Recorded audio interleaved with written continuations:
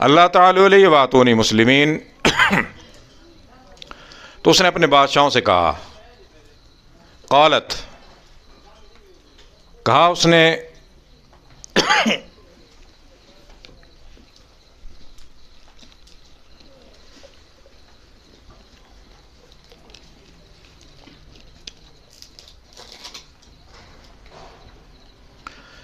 قالت یا ایھا الملأ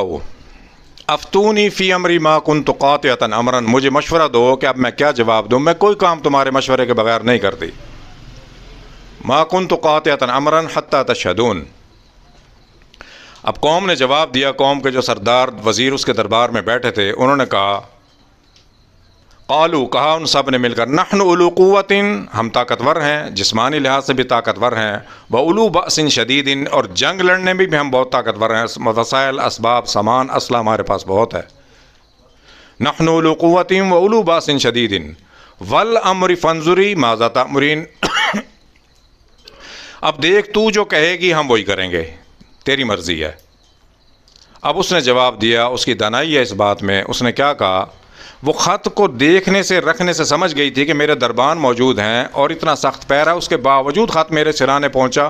اس کو تو پتہ نہیں تھا کہ حدود رکھ کے گیا ہے، لیکن یہ سمجھ گئی کہ جو اس طرح خط مجھ تک پہنچا سکتا ہے وہ ہم سے زیادہ طاقتور ہے۔ اب اس نے جواب دیا، قالت کہا اس نے، ان الملوک اذا دخلوا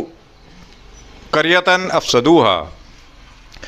بادشاہ جب کسی بستی کو، کسی گاؤں کو، کسی شہر کو فتح کرتے ہیں، جب اس میں داخل ہوتے ہیں، افسدوها تو وہاں فساد برپا کرتے ہیں، قتل عام کرتے ہیں، وجعلوا عزت اہلها اذلہ، اور سب سے پہلا کام یہ کرتے ہیں اس سلطنت کے، اس ملک کے، اس شہر کے جو عزت دار لوگ ہوتے ہیں ان کو ذلیل کرتے ہیں، وجعلوا عزت اہلها اذلہ، عزت داروں کو وہ رسوا کرتے ہیں، ذلیل کرتے ہیں۔ تو اب انہوں نے کہا،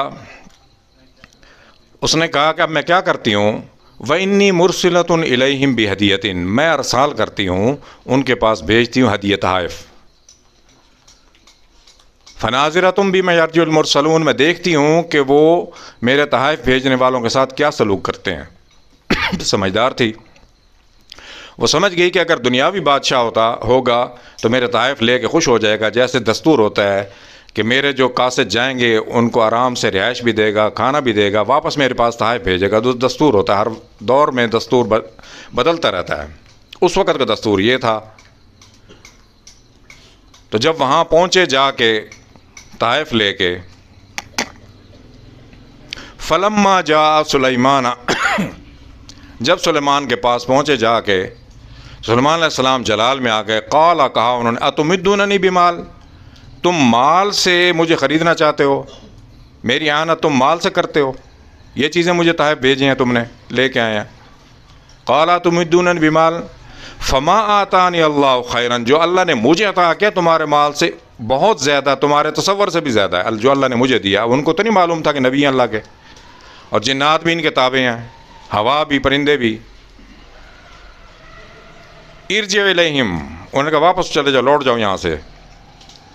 اور پھر وہی بات جو ملکہ نے کی تھی وہی بات سلیمان علیہ السلام نے کی، ارجع الیہم فلنأتینہم بجنود لا قبل لہم بہا، میں لشکر لے کے تمہاری طرف آ رہا ہوں، تم جن کا مقابلہ نہیں کر سکو گے، لا قبل لہم بہا، ولنخرجنہم منہا اذلہ، اور تمہیں ذلیل کر کے نکال دوں گا تمہاری سلطنت سے، وہم صاغرون، اور تم اسی طرح رہو گے، ذلیل ہوتے رہو گے۔ جب قاصد لوٹ گئے،